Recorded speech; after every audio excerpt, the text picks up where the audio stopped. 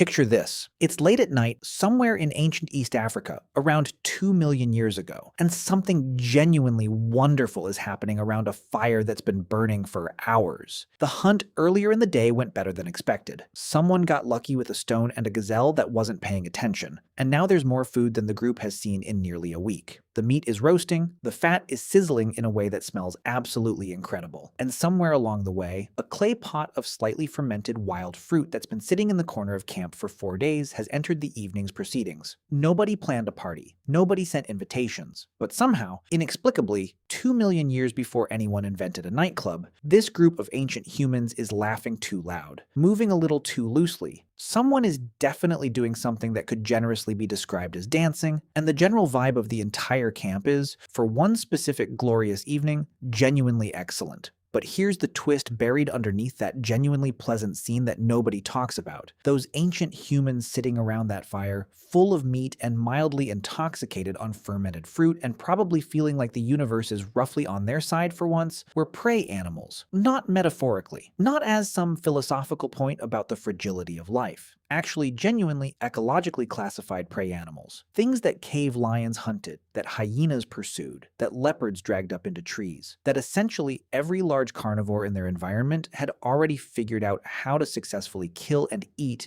given the right opportunity. And here's the genuinely fascinating, genuinely counterintuitive question this entire video exists to answer. What if that was actually better for them? What if being prey, being genuinely ecologically vulnerable in a way we've completely forgotten applies to humans at all, was one of the single most important factors in producing everything that eventually made ancient humans extraordinary? Stick around, because this is one of the weirder, more interesting evolutionary arguments you're going to encounter, and by the end of it, the party scene we just described is going to make a lot more sense than it currently does. Let's start by establishing something genuinely important that most people never consciously consider. For the overwhelming majority of our species' existence, ancient humans weren't the apex predators at the top of any food chain. That position is genuinely recent in evolutionary terms, something we only achieved through accumulated technological capability built across hundreds of thousands of years of prior development. For the deep, ancient stretch of human evolutionary history, particularly during the roughly 2 million years of Homo development leading up to the period when our specific species genuinely started pushing predators into behavioral retreat, ancient humans and their immediate ancestors occupied a middle position in the ecosystem, capable enough to occasionally hunt small and medium prey successfully, but simultaneously on the menu for every large carnivore that could manage to catch one in a vulnerable enough situation. This is a genuinely uncomfortable fact that tends to get glossed over in documentaries that are very eager to get to the humans conquer everything part, but it represents one of the most important, most consequential periods in our entire evolutionary story, precisely because of what being prey apparently did to our ancestors' brains, behaviors, and ultimately their social lives. Let's talk about what predator pressure actually does to a species biologically, because this is the foundational piece of this entire argument. When a species faces genuine, consistent predation pressure from capable predators over evolutionary timescales, that pressure functions as a powerful selective force, eliminating individuals with certain traits and favoring individuals with others. In many species, this produces straightforward physical adaptations. Faster running speed, better camouflage, harder shells. But in highly social, cognitively capable species like our ancestors, predator pressure appears to have driven a very different kind of adaptation primarily. Smarter, faster, more sophisticated social behavior. A lone ancient human caught in the open by a cave lion was, in most realistic scenarios, simply dead. No amount of individual physical toughness changes that equation meaningfully against a predator that outweighs you by 300 pounds and has claws built specifically for opening mammal bodies. But a well-coordinated group of ancient humans working together, making noise, deploying fire, throwing things accurately, and generally presenting as a complicated, uncertain, potentially costly proposition rather than a simple meal, had genuinely meaningful odds of driving that same cave lion off. This is exactly why predator pressure, applied consistently over millions of years to a cognitively capable, already somewhat social primate, appears to have been one of the primary driving forces behind the dramatic increase in social complexity, communication sophistication, adaptation, and cooperative behavior that characterizes our species compared to our closest primate relatives. The hyena didn't build civilization. The lion didn't develop language and art. The crocodile didn't figure out how to navigate across an entire planet. These animals spent their evolutionary history at or near the top of their food chains under comparatively little existential pressure to get dramatically smarter, more cooperative, or more communicatively sophisticated because they didn't need to be. Ancient humans, perpetually aware that something faster, stronger, and specifically equipped for killing them was sharing their environment, had exactly the kind of relentless existential motivation to develop exactly those capabilities, because the ones who didn't were simply removed from the gene pool by the next successful predator encounter. Let's talk about something genuinely fascinating regarding how this predator pressure specifically shaped ancient social bonding, because this connects directly to something we covered extensively in our ancient love video and deserves expansion here. Being prey animals meant ancient humans couldn't afford the luxury of weak, casual, easily dissolved social bonds. A group that fragmented easily during stress, that dissolved into individual self-preservation at exactly the moment collective defense was most needed, was a group that predators could successfully pick apart individual by individual. Groups that maintained strong, resilient social bonds even under genuine stress that stuck together when instinct might have suggested scatter and run had dramatically better outcomes in predator encounters than groups that didn't. This means the same social and emotional bonding capabilities we discussed throughout multiple earlier videos in this series, genuine love, grief, loyalty, group identity, all of those rich emotional experiences may have been directly shaped and strengthened by predation pressure, selecting relentlessly for exactly the kind of emotional commitment to other group members that keeps a group functioning as a coherent unit under genuine existential threat rather than dissolving into individual panic. Now let's get back to the party, because this is where something genuinely interesting and underappreciated about ancient nightlife specifically comes into the picture. We've discussed fire extensively throughout this series, but let's specifically address what fire did to ancient human social life after dark, because this is genuinely one of the most transformative, most underrated effects of fire use on our species. Before reliable fire, darkness meant danger in an almost total, overwhelming sense, because every major nocturnal predator threatening ancient humans operated with dramatically superior night vision, hearing, and scenting capability compared to humans in complete darkness. Night was genuinely, practically the time when the predators held every meaningful advantage, and the rational, survival optimal response for any ancient human at night was to be as still, as quiet, and as sheltered as possible. Not because darkness itself was the enemy, but because darkness removed every defensive advantage and amplified every vulnerability. Fire changed this equation completely and dramatically. A maintained fire after dark didn't just provide warmth and predator deterrence, it extended the functional social day for ancient humans well beyond sunset for the first time in evolutionary history, creating genuinely new time that was both reasonably safe, fire protected, and free from the immediate physical demands of hunting and foraging that consumed daylight hours. Researchers studying modern hunter-gatherer communities have specifically documented that evening time around shared fires tends to be qualitatively different from daytime activity, with conversations shifting towards storytelling,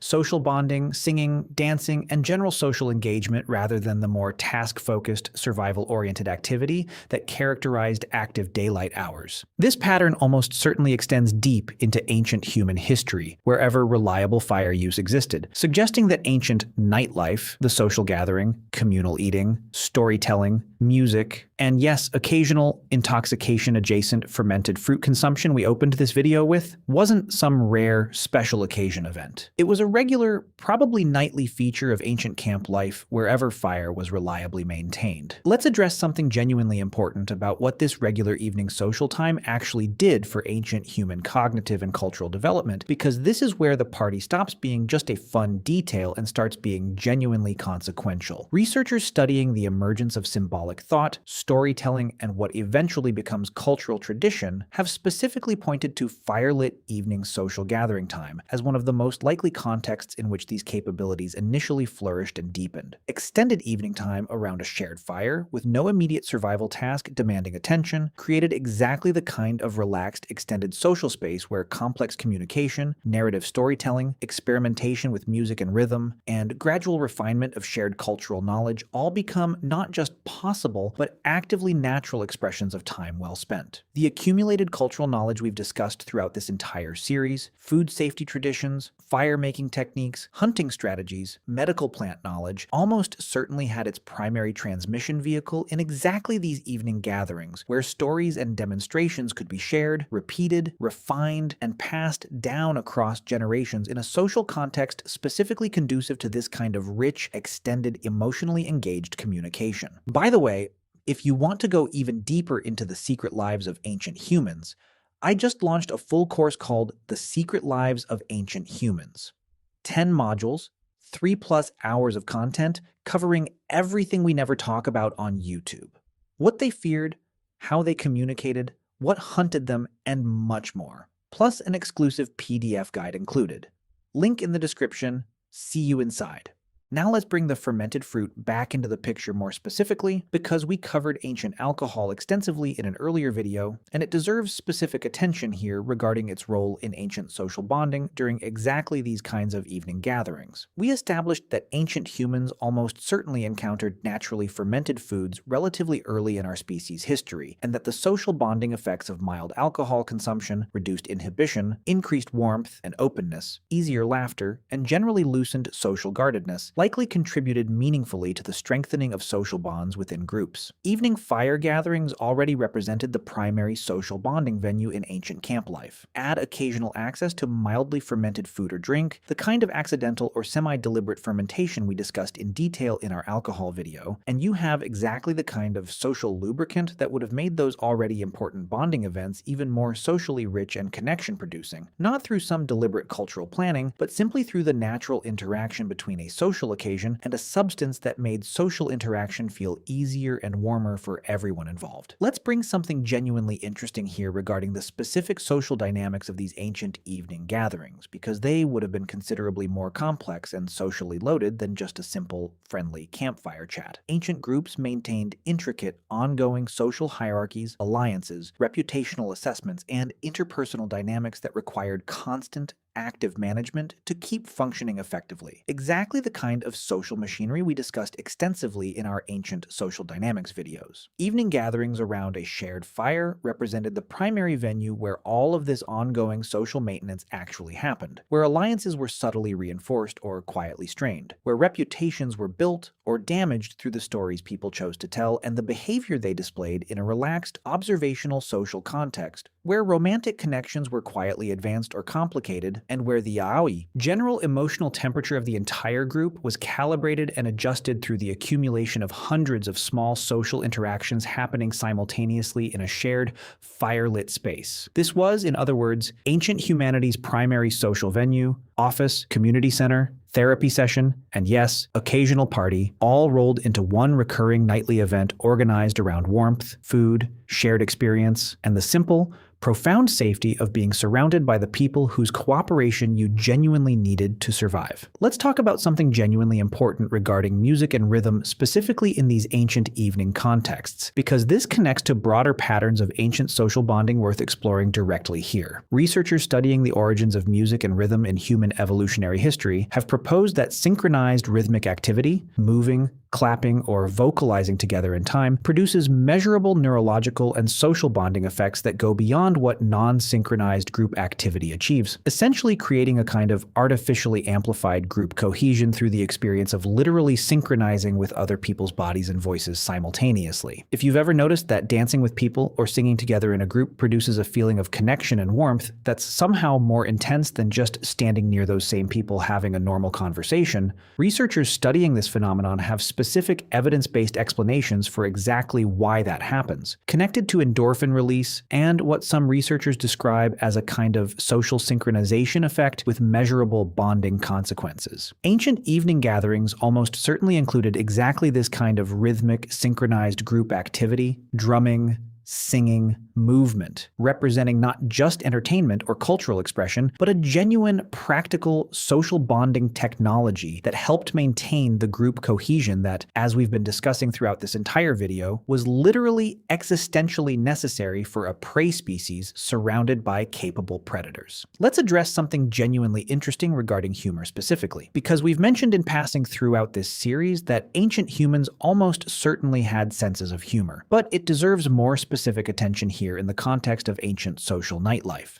Humor, researchers studying its evolutionary function have proposed, serves a genuinely important social bonding purpose beyond pure entertainment, establishing shared perspective, diffusing tension within a group, reinforcing shared understanding of social norms, and creating moments of collective positive experience that strengthen group identity and mutual warmth. An evening gathering that included genuine, shared laughter wasn't just a pleasant social occasion. It was actively producing social cohesion through exactly the mechanism that kept the group functioning under the kind of stress that genuine, consistent predation pressure inevitably generated. This means even the ancient equivalent of a really good joke told around a fire, something that made the whole group laugh simultaneously, served a genuinely practical, survival-relevant social function, maintaining the emotional health and cohesion of a group that absolutely could not afford to come apart under pressure. Now let's circle back to the central, genuinely counterintuitive argument at the heart of this entire video, because everything we've discussed fits together into a single, coherent story that's worth stating directly. Being prey animals drove ancient humans toward greater social complexity and cooperation, because social complexity and cooperation were the only effective survival response available to a physically unremarkable species in an ecologically dangerous environment. That increased social complexity and cooperation created the need for richer, more sophisticated communication, which drove language development and storytelling. The predator-driven necessity of maintaining strong group cohesion during stress created the emotional architecture for genuine love, loyalty, and long-term social bonding that we've documented throughout this series. Fire, adopted partly as a predator deterrent, created protected evening time that became the primary venue for social bonding, cultural transmission, music, humor, and yes, occasional fermented fruit consumption. All of these developments, every single thing that eventually made ancient humans the most culturally and technologically sophisticated species on the planet, traces directly back in one way or another to the fact that for the vast majority of our species' history, something out there in the darkness was trying to eat us, and we had to get genuinely creative about why that shouldn't be allowed to happen. There's something almost beautiful hidden in that argument, and something genuinely worth sitting with. The predators that hunted ancient humans weren't just threats to be overcome, they were inadvertently some of the most powerful evolutionary pressure ever applied to human social, cognitive, and cultural development. Every evening gathering driven partly by the safety of collective fire presence rather than individual sleeping exposed in the dark, every story told to maintain the group's shared knowledge and identity, every song or rhythmic movement that strengthened social bonds against the stress of a genuinely dangerous world, every cup of mildly fermented whatever that made a difficult, exhausting,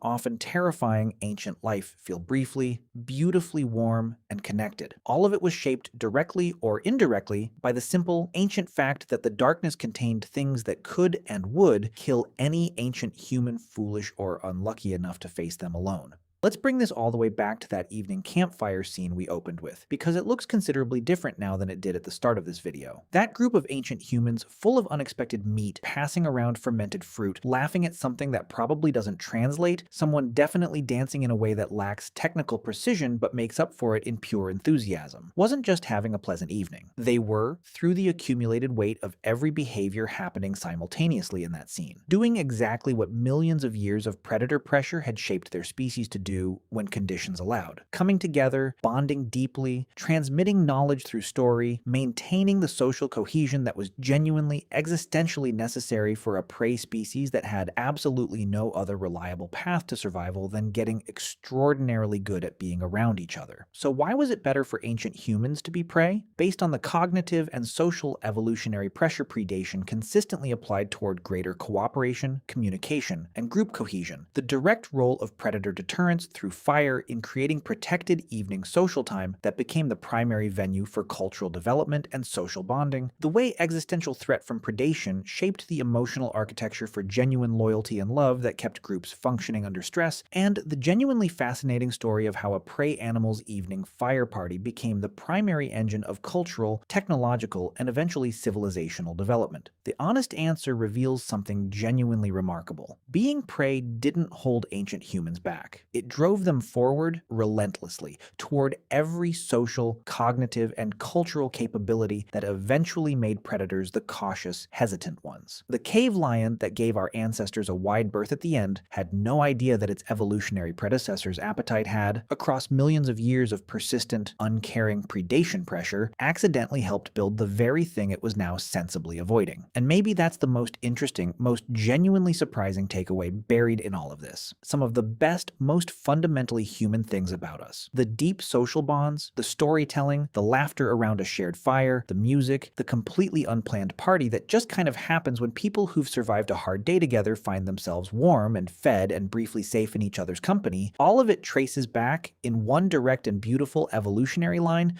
to the fact that the ancient world was genuinely scary, and being scared together, it turns out, is one of the most powerful bonding forces our species ever discovered.